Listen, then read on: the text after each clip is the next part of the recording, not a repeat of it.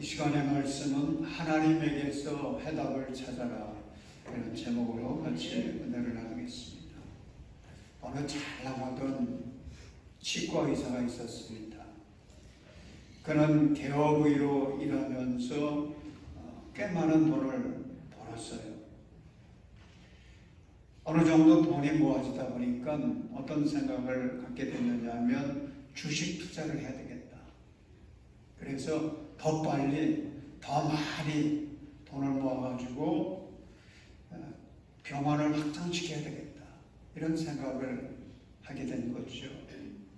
그러고 있을 때에 누가 벤처기업에 투자해서 돈을 벌었다는 이야기를 듣게 됐습니다. 그래서 이 의사도 곧바로 5억 원을 투자를 했습니다. 처음에는 뭔가 수익이 생기는 것 같더니만 얼마 가지 않아서 그만 손실이 나고 말았습니다. 여기서 포기할 수 없다고 생각한 이 의사, 이번에는 10억을 다른 IT 벤처기업에 투자를 했습니다. 이번에도 초기에는 이익을 좀 보는 듯 했는데 나중에는 그만 실패하고 말았습니다. 오기가 발동을 했습니다. 그래서 자기가 살고 있던 아파트를 담보로 잡아가지고 거액을 대출받아서 이번에 더 크게 투자를 했지만 역시 실패였습니다. 사기를 당했던 것입니다. 그래서 결국은 잘 되고 있던 병원까지 팔아가지고 빚잔치를 했다는 거죠. 여러분, 사람은 누구나 성공하기를 원하고 행복하기 원하지 않습니까? 그런데 내 인생이지만 내 마음대로 되질 않아요. 내가 그렇게 계획하고 애쓰고 수고하지만은 이게 생각처럼 계획처럼 되지를 않는 것입니다. 우리에게는 약점이 있습니다. 한계가 있기 때문입니다. 여러분, 우리의 한계가 무엇입니까? 첫째는 겉은 보지만 속을 못 본다는 것입니다. 이게 우리의 약점이요 한계예요. 요즘 우리 교회 청비위원들이 참 애를 많이 쓰고 있는 것 같아요. 여러 목사님들을 놓고서 이제 서류도 보고 또 면접도 한다고 그러고 설교 동영상도 들어본다고 하고, 그러면서 그 목사님들 중에 이제 우리의 미래를 맡길 목사님, 우리 교회의 미래뿐만 아니라 우리 가정의 미래, 내 인생의 미래를 맡길 목사님 정하는 건데, 이게 얼마나 어렵겠어요. 그냥 그런 자녀들을 보면은 외적인 모습을 우리가 볼 수 있죠. 설교의 실력도 볼 수가 있습니다. 그런데 정말 중요한 게 뭡니까? 속사람이잖아요. 속사람은 볼 수가 없는 거예요. 그래서 답답한 거죠. 여러분, 사람은 누구나 그렇습니다. 겉은 보지만은 그 사람의 그 마음, 생각, 그 사람의 인품, 이거는 우리의 눈으로 볼 수 없거든요. 그래서 우리는 고민하게 됩니다. 둘째로 우리의 약점과 한계는 현재는 보지만 미래를 보지 못하는 것, 이게 우리의 문제예요. 요즘 심야 기도회 때에 창세기에 나오는 요셉의 이야기, 그거 가지고 함께 은혜를 받고 있는데, 여러분 금요 심야 기도회에 많이 나오십시오. 참 은혜가 돼요. 그런데 여기에 등장하는 사람들 보면 공통점이 있는데, 그 공통점이 뭐냐고 그러면 모두가 현재의 모습은 보는데 미래의 모습은 보지 못한다는 거. 이게 공통점이에요. 요셉의 형들을 생각해 보십시오. 이 요셉의 형들은 요셉을 보긴 보는데 요셉이 앞으로 이집트 왕국의 총 총리가 되어서 크게 출세하게 될 것이고, 그래서 우리의 가정이 참 큰 복을 누리게 될 것이라고 하는 거, 이거는 전혀 보지 못하고요. 뭐만 보고 있느냐? 현재 모습만 보거든요. 그래서 형들의 눈에는 이 요셉이 미운 오리 새끼로만 보이는 겁니다. 그래서 미디안 장인들에게 팔아버리죠. 요셉이 이제 이집트에 와서 종살이를 하게 되었는데, 누구의 집에서 종살이 했습니까? 이집트 왕국의 경호대장인 보디발의 집에서 종살이 하지 않습니까? 근데 이 보디발과 그의 아내도 요셉을 보긴 보는데, 요셉이 자기 나라의 제2인자가 될 것, 이거는 전혀 못 보고요. 그냥 현재의 종으로 팔려와서 종살이 그래도 열심히 하고 있는 그런 정도의 모습만 보고 있는 거예요. 그러니까 그 보디발의 아내가 요셉을 유혹하지 않습니까? 생각대로 안 되다 보니까 성폭행범으로 그냥 몰아붙였고요. 보디발은 요셉이 어떤 인물이 될런지 이건 생각하지도 못하고 그냥 아내의 말만 듣고 감옥에 집어넣습니다. 그러니 형들이나 이 보디발의 부부나 나중에 요셉이 이집트 왕국의 총리가 되었다고 할 때 얼마나 두려웠겠어요. 여러분, 오늘 우리도 현재만 보지 미래를 보지 못해요. 그래서 시행착오를 겪고 있는 것입니다. 셋째로 우리의 약점과 한계는 다른 사람은 보면서 나는 못 본다는 것입니다.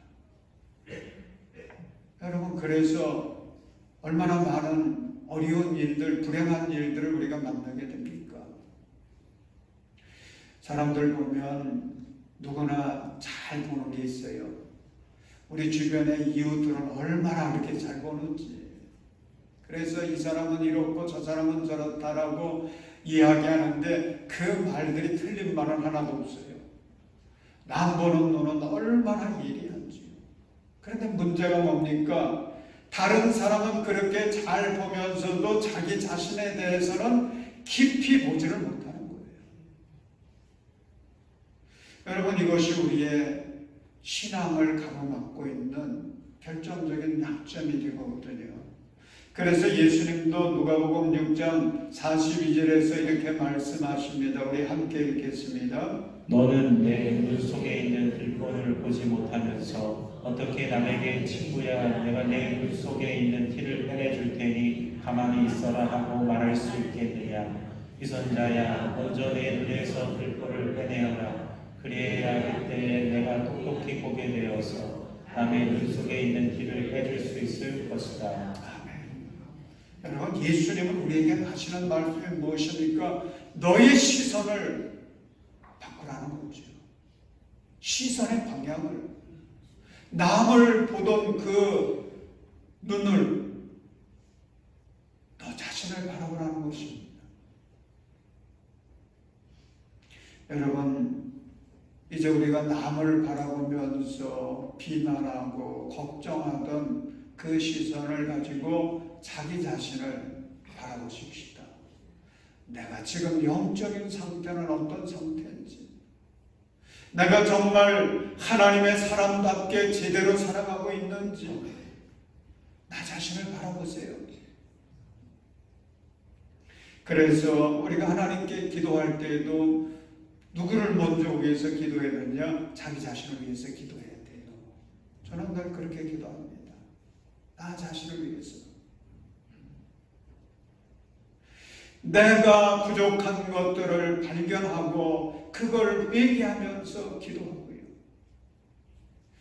그리고 내가 먼저 영적으로 성장을 해서 주님이 기뻐하시는 열매를 맺을 수 있기를 위해서 여러분, 나 자신을 위해서 먼저 간절히 기도하시기를 바랍니다.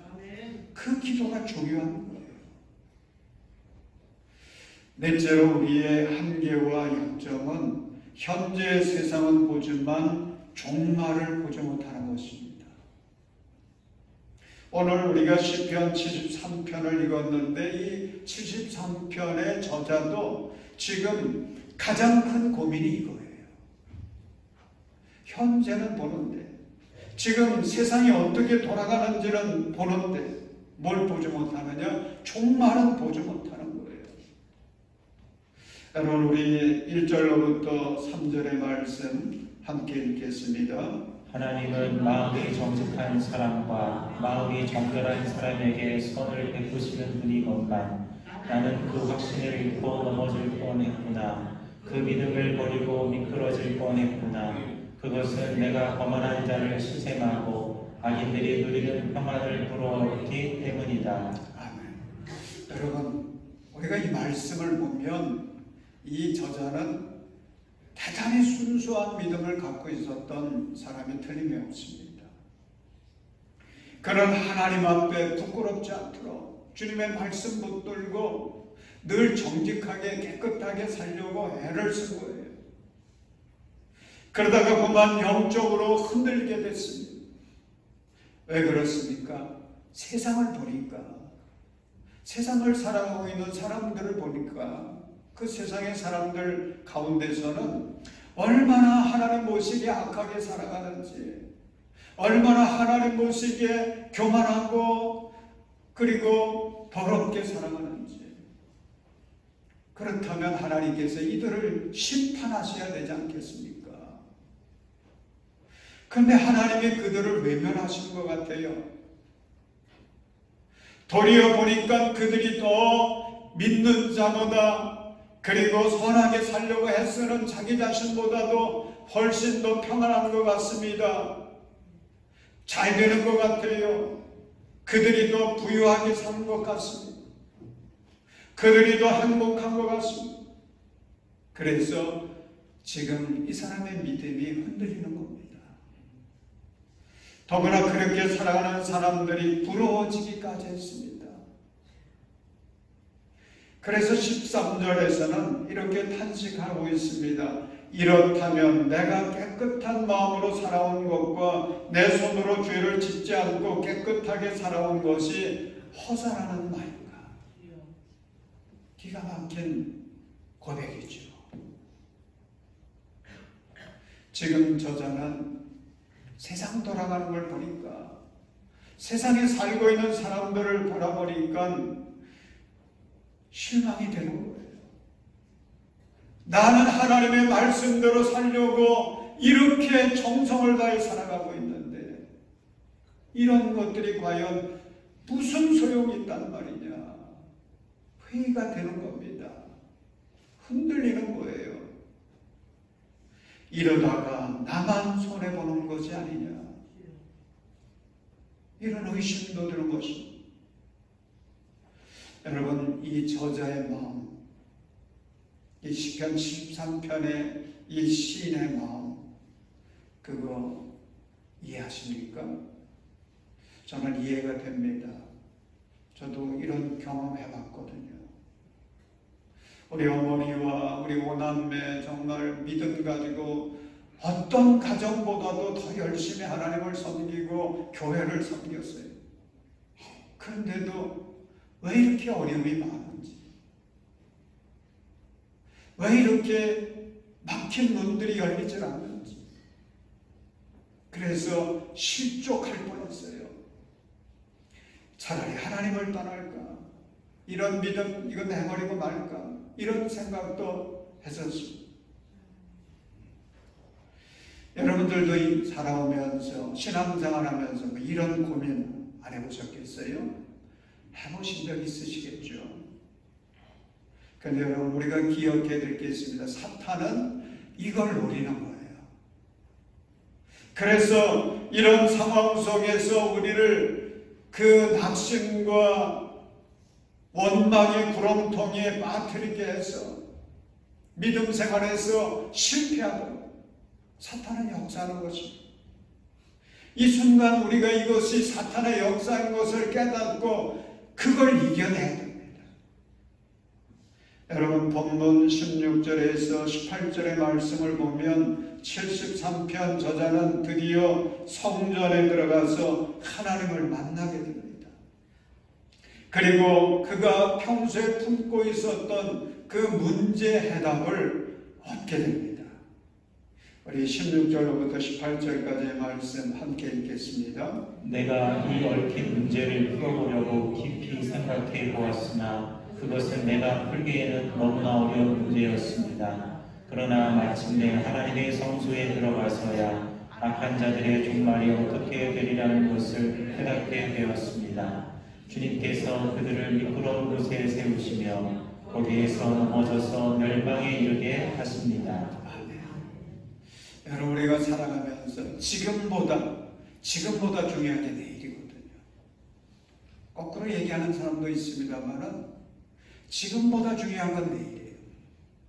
그런데 내일보다 더 중요한 게 있습니다.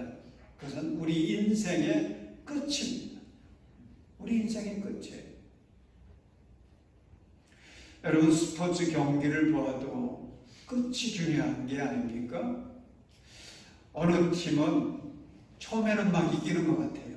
그래서 저 팀이 분명히 이길 거다. 그렇게 예상을 하고 보았는데 끝에 가서 그만이냐. 역전패를 당해가지고 땅을 치고 있잖아요. 어느 팀은 처음에는 지는 것 같아요. 끌려갑니다. 아니고 저렇게 되다가는 끝이 그만 패배겠다. 그렇게 생각을 하고 봤는데 끝에 가서 역전시키지 않습니까? 즐거워하죠.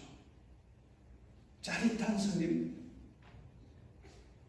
그래서 야구는 9회 말 투아웃부터라는 말도 있고 경기는 끝날 때까지 끝난 것이 아니다. 이런 말도 있죠. 여러분 우리의 인생도 그런 거 아니겠습니까? 시작이 좋은 것 참 좋은 거죠. 그런데 그건 중요하지 않습니다. 우리의 인생의 중간이 잘 나가는 것 좋은 겁니다. 그러나 그것도 중요하지 않습니다. 더 중요한 게 있어요. 우리의 끝이 어떻게 되느냐. 끝이 중요해요. 그런데 성경은 그 끝을 종말이라고 했습니다. 여러분 우리가 신앙생활하면서 종말이라고 하는 단어 많이 듣잖아요. 종말. 그 종말이라고 하는 것은 맨 마지막 끝이라는 것입니다. 또 오늘 여기 시편에서도 막장이라는 단어도 나오고 있습니다. 끝, 종말, 맨 마지막. 시편 73편 저자는 성전에 들어가서 내가 평소에 알지 못하고 있다. 그래서 내 안에 큰 문제였던 그 종말, 그것을 우리의 생사복을 주관하시는 하나님을 통해서 그 해답을 얻는 것입니다. 그걸 깨닫게 된 것입니다. 그 해답이 무엇입니까? 하나님께서 종말의 때에 심판하신다는 것인데 하나님께서 그 종말의 때에 마지막 때에 악인들은 넘어져서 멸망하게 하신다는 거지요. 이것을 깨닫게 되었습니다. 또한 의인들은 하나님께서 예비해 놓으신 거룩한 상을 받게 된다는 것입니다. 시인은 이것을 깨닫게 된 것입니다. 지난번 제가 나가사키 성지순례를 다녀왔었는데 그때 나가사키에 있는 평화공원을 갔었습니다.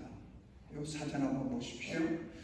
이 평화공원에 가니까 그 원자폭탄이 떨어졌던 그 지점, 거기에 기념비를 세워놨어요.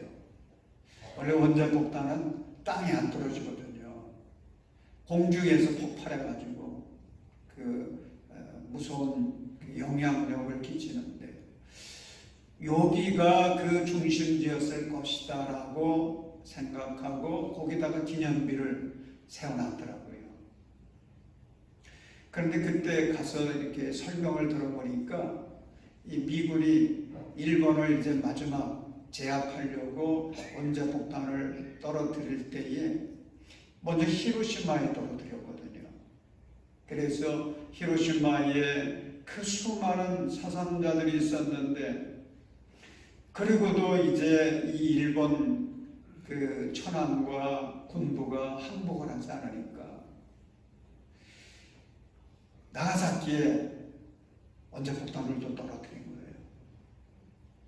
근데 그 미국의 전폭기가 이제 원자폭탄을 싣고 가는데, 원래 그 목적지는 고쿠라라고 하는 도시였대요.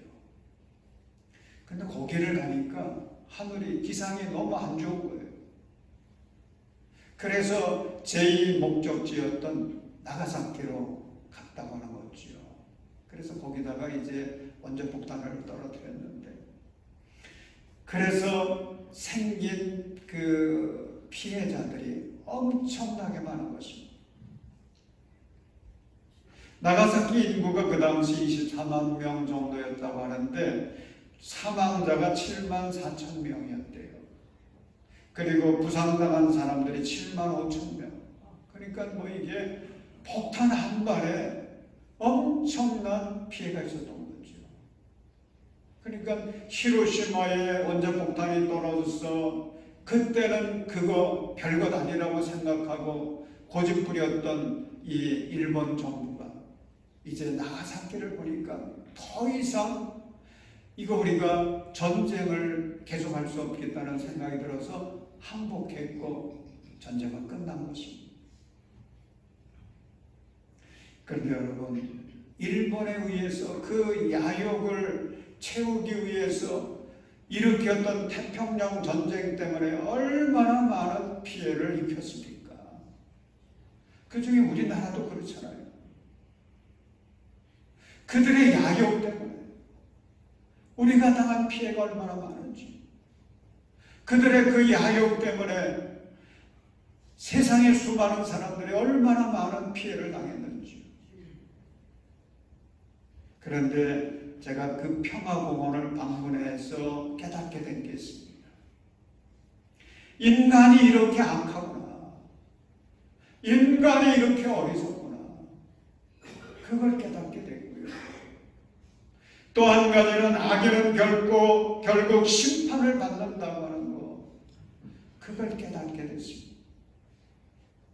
사랑하는 여러분, 우리가 하나님 앞에서 제멋대로 살아가는 그 사람들 바라보며 부러운 생각이 드십니까? 그들을 본받아 따라가고 싶은 그런 마음이 혹시 있으신지요? 여러분, 그들을 절대 부러워하지 마십시오. 하나님을 떠나서 거만하게 세상에 자기의 욕심을 채우기 위해서 마음대로 살아가는 사람들, 지금은 잘 되는 것 같아요. 지금은 우리보다 훨씬 멋지게 살아가는 것 같습니다. 그러나 종말에 하나님의 심판을 받습니다. 하나님께서 그들을 심판하십니다. 여러분, 하나님을 떠나면 그 종말은 불행이요 실패입니다. 그러나 지금은 어리석어 보여요. 그래도 끝까지 주님을 믿고 주님의 말씀을 따라 살아가면 그 종말은 행복이요 성공인 것을 믿으시기 바랍니다. 그게 복이에요. 사랑하는 여러분, 여러분의 인생의 종말에 대해서 진지하게 생각해 보셨습니까? 지난 금요일 우리에게 충격을 준 뉴스가 있었죠. 모든 국민들이 사랑했던 탤런트 김수미 집사님이 갑자기 심정지가 일어나가지고 세상을 떠난 것입니다. 이제 75세였어요. 우리가 놀란 것은 이 사람이 최근에 활동을 열심히 했거든요. 그랬는데 이렇게 갑자기 죽을 줄은 몰랐거든요. 그래도 다행인 것은 이분이 모태신앙으로 세상에 태어났대요. 이분이 간증한 것을 보았는데, 그러다가 어느 날 이제 하나님을 떠나고 세상 속에서 46년을 방황하며 살았다는 것입니다. 그러다가 몇 년 전에 교회 나오기 시작했고 주님의 품에 안기어서 살아가게 되었는데, 그러다가 이제 신앙생활 하다가 주님의 부름을 받은 거예요. 그러니 얼마나 그것도 감사합니까? 믿음을 도로 회복해서 믿음 갖고 살다가 주님의 부름을 받았으니까 그 종말은 복된 미래가 열린 거죠. 그런데 이 뉴스를 보다 보니까 비슷한 뉴스가 있더라고요. 우리나라 어느 여배우도 지병으로 별세했는데 나이가 37살밖에 안 돼요. 그 사람도 세상을 떴다는 그런 뉴스가 있었습니다. 중국에서는 어느 유명 남성 인플루엔서가 생방송 중에 쓰러졌는데 결국은 죽었대요. 근데 이 사람의 그 나이는 32살밖에 되지 않습니다. 여러분, 우리의 종말이 언제 올는지 알 수 없어요. 알 수 없습니다. 저는 우리 청년들 보거나 또 우리 교회 3040 젊은이들 보면 참 부러운 마음이 많이 듭니다. 그때는 그냥 뭐든 할 수 있잖아요. 해보고 싶은 거 도전해 볼 수 있고 해볼 수 있고요. 저도 한때는 아주 괜찮은 멋진 총각이었어요. 그러다가 이제 결혼을 하니까 아빠가 되더라고요. 그리고 지금은 이제 할아버지급이 됐어요. 그래서 우리 친구들 보면 할아버지들이 됐는데 그 친구들 보면 참 부럽다는 생각도 들 때가 있거든요. 우리 교회도 그런 분들이 많죠. 참 어쩌다 보니까 이렇게까지 됐구나. 젊은 분들은 그런 생각할 겁니다. 이 젊음이 계속 유지됐으면 좋겠다. 또 연세 드신 분들도 그럴 거예요. 이 정도 상태로 그래도 계속 됐으면 좋겠다. 그러나 여러분, 그건 우리의 바람이지 그게 마음대로 되는 게 아니거든요. 어느 날에게는 우리에게도 인생의 종말이 올 것입니다. 그리고 주님 앞에 서게 될 것입니다. 여러분, 현재만 바라보지 마세요. 지금 세상만 바라보지 마세요. 종말을 바라보십시오. 그리고 우리의 생사복을 주관하시는 하나님을 바라보며 믿음으로 살아가시기를 바랍니다. 아멘. 그러면 우리의 인생, 어리석은 인생, 헛된 인생, 실패하는 인생, 불행에 빠지는 인생은 되지 않습니다. 여러분, 17절 말씀 보면 이 말씀에 참 중요한 고백이 담겨 있습니다. 그러나 마침내 하나님의 성소에 들어가서야. 마침내 하나님의 성소에 들어가서야. 저는 이 말씀이 얼마나 마음에 은혜가 되던지요. 이 시인이 그렇게 방황하면서 그 인생의 어려운 문제들을 어떻게 해결해야 될런지 방황하다가 성소에서 주님을 만난 거예요. 아멘. 그리고 그 주님으로부터 해답을 듣게 된 것입니다. 아멘. 종교심리학자들은 이렇게 얘기를 합니다. 우리가 교회에 나오는데 교회를 열심히 나오는 사람과 그렇지 않은 사람들과는 차이가 있다는 거죠. 비록 우리가 교회 다니다 보면 어느 때는 예배 시간에 좋은 기도합니다. 은혜를 못 받고 또 어느 때는 불편한 마음으로 돌아가기도 합니다. 그런데도 불구하고 계속 나가는 사람은 생각이 긍정적이 된다는 거예요. 긍정적인 생각을 갖고 행복하게 살고 건강하게 살 수 있다는 거죠. 그러지 않은 사람들과는 이런 데서 차이가 난다는 겁니다. 생각이 다르다는 거예요. 삶의 자세가 다르다는 것입니다. 그런데 그렇게 교회 열심히 나오던 사람이 4개월만 나오지 않으면 비신자처럼 그렇게 변질이 된대요. 그래서 뭐 삶의 질이 그냥 무너지는 거예요. 사랑하는 여러분, 비가 오나 눈이 오나 어느 때든지 주님 앞에 나오는 것 계속할 수 있기를 주의 이름으로 축원합니다. 그게 복을 받는 비결이에요. 비가 오나 눈이 오나 나의 상황이 어떠하든지 세상이 어떻게 돌아가든지 우리가 끊임없이 해야 될 건 성전에 나오는 거예요. 하나님께 예배하는 것입니다. 우리가 주님 앞에 나와서 주님을 바라보면서 말씀 듣고 찬송하고 기도하면 주님은 우리의 마음속의 모든 더러운 것들을 정결하게 해주십니다. 우리 마음속에는 원망과 이 불편한 마음들을 평안하게 해주시고 시원하게 해주십니다. 그래서 하나님께 쓰임받는 거룩한 삶이 되게 해주시는 거예요. 성경에 보면 이사야 예언자가 등장하지 않습니까? 이사야서 6장에 보면 이사야는 우시야 왕이 죽던 그때에 그 마음이 캄캄했습니다. 절망으로 가득했습니다. 세상을 보니까 그런 거죠. 그때에 그는 성전을 찾았습니다. 성전에 나와서 하나님을 만납니다. 하나님을 만나면서 발견하게 된 것이 자기 자신을 보게 됩니다.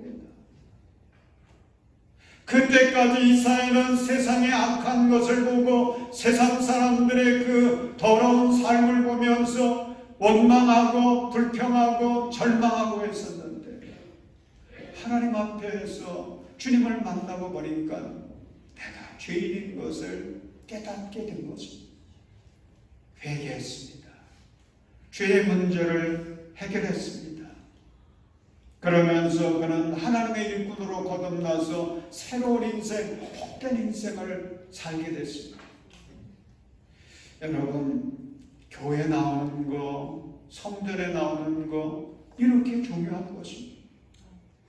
우리는 이 성전에 나와서 하나님을 만나게 되고 그 하나님을 만날 때에 나는 죄인이라는 것을 깨닫게 됩니다. 나의 부족함과 허물도 알게 됩니다. 그래서 회개하게 되죠. 또한 내가 하나님 앞에 나올 때에 내가 혼자가 아니라는 것도 알게 됩니다. 나의 미래와 나의 종말 이것도 우리는 보게 됩니다. 그러면서 우리는 주님과 함께 꿈꾸는 인생을 새롭게 출발하는 것입니다. 여러분 23절과 24절 말씀 보십시오. 이 시편 73편 저자가 성전에 와서 하나님을 만나고는 이렇게 깨닫고 고백하고 있습니다. 우리 23절 24절 함께 읽겠습니다. 그러나 나는 늘 주님과 함께 있으므로 주님께서 내 오른손을 붙잡아 주십니다. 주님의 교훈으로 나를 인도해 주시고 마침내 나를 주님의 영광에 참여시켜 주실 줄 믿습니다. 이 시인은 흔들렸습니다. 세상을 보니까, 세상에 살아가는 사람들을 보니까 믿음을 갖고 사는 것이, 주님의 말씀 붙들고 사는 것이 이게 무슨 소용이 있느냐? 나 한 사람 바르게 산다고 하는 것이 무슨 소용이 있겠느냐? 낙심할 뻔했거든요. 그런데 이제 주님의 말씀 속에서 깨닫게 된 것입니다. 하나님의 심판하실 때가 반드시 있구나. 종말의 때를 바라보게 된 것입니다. 그러면서 그 마음속에 희망이 다시 솟아나게 됐습니다. 마음의 열정이 솟아나게 됐습니다. 하나님이 나를 붙잡아 주실 것이다. 하나님께서 마침내 나를 주님의 영광에 참여시켜 줄 것이다. 확신하게 됐습니다. 다시 일어납니다. 그래서 새롭게 출발합니다. 사랑하는 여러분, 오늘 우리가 10월 마지막 주일이지 않습니까? 이제 다음 주는 추수감사절이에요. 그리고 오늘로부터 이제 2달 후면 하늘을 보내는 겁니다. 그러다 보면 어느 날 인생의 종말이 우리에게 닥치는 것입니다. 그리고 그러다 보면 예수님이 다시 오시는 역사의 종말도 맞이하게 되는 것입니다. 그때 우리는 주님 앞에 서게 될 것입니다. 아멘. 여러분, 지금 내 눈에 보이는 것이 천부가 아닌 것을 기억하십시오. 보이는 것 때문에 실망하거나 낙심하거나 원망하지 마십시오. 흔들리지 마십시오. 아멘. 우리 눈에 보이지는 않지만 지금도 살아 역사하시고 우리를 인도해 주시는 선한 목자 하나님을 바라보십시오. 아멘. 그분이 우리에게 주신 약속의 말씀, 그 말씀 굳건히 붙들고 우리 예수님을 따라서 우리의 멘토이신 예수님, 그 예수님과 함께 믿음의 길을 한 걸음 한 걸음 걸어가시기를 바랍니다. 그래서 세상 끝날에 주님으로부터 잘 살았노라고 그렇게 칭찬받으시고 여러분 모두가 우리 하나님 나라에 영원히 빛나는 그런 하늘의 별들이 되시기를 주님의 이름으로 축원합니다. 사랑의 하나님, 감사합니다. 우리는 피조물에게 여러 가지 약점과 한계를 가지고 있습니다. 주님, 우리가 보지 못하는 것들을 볼 수 있도록 우리 하나님, 우리를 도와주시옵소서. 특별히 내 인생의 종말, 역사의 종말을 바라보게 해주시고 주님 안에서 참 소망을 가지고 담대하게 말씀 붙들고 세상을 이길 수 있는 예수님의 제자들 되게 하여 주시옵소서. 우리의 멘토이신 예수님의 이름으로 기도합니다.